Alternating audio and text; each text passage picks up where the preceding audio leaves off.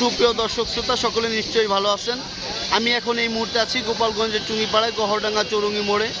আসলে আপনাদের দেখাবো গহরডাঙ্গা চৌরঙ্গি মোড়ে লক্ষ লক্ষ পাখি রাত্রি আসে এখানে আশ্রয় নেন।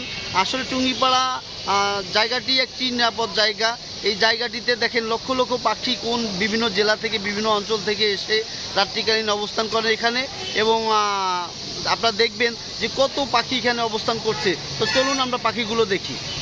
আসসালামাইকুম সুপ্রিয় দর্শক শ্রোতা, আপনারা দেখছেন লক্ষ লক্ষ পাখি এখানে আশ্রয় নিয়েছেন।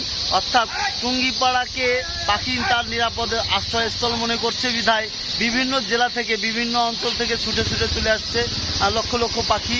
এখানে পাখিদের মেলা বসে। আসলে পাখিদের রাজ্যে যেন টুঙ্গিপাড়া টোল প্লাজা, মধুমতি নদীর ব্রিজের যে টোল প্লাজা, সেই টোল প্লাজার পাশেই দেখেন লক্ষ লক্ষ পাখি তার উপর বসে আছে গাছের পরে।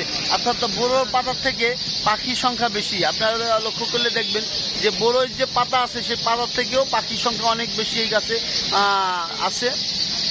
তো এভাবেই পাখিরা আশ্রয় নিয়েছে গোপালগঞ্জের টুঙ্গিপাড়ায় গহরডাঙ্গা চৌরঙ্গি মোড়ে টোল প্লাজার যে বড়ই গাছ, জামরুল গাছ এবং বিদ্যুতের তারে। তো আসলে আরেকটা গাছ এই যে দেখেন, শুধু পাখিরা এত এত পাখি যে কোথা থেকে আসলো এটা বলা মুশকিল।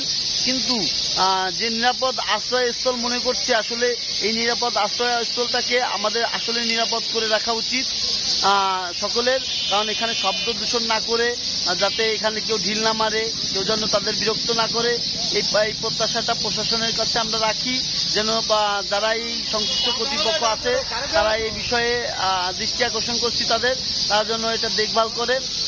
সবাই ভালো থাকবেন, সুস্থ থাকবেন, নিরাপদে থাকবেন, পরিবেশ সুন্দর হোক, এই প্রত্যাশায় বিদায় নিচ্ছি। আল্লাহ হাফিজ।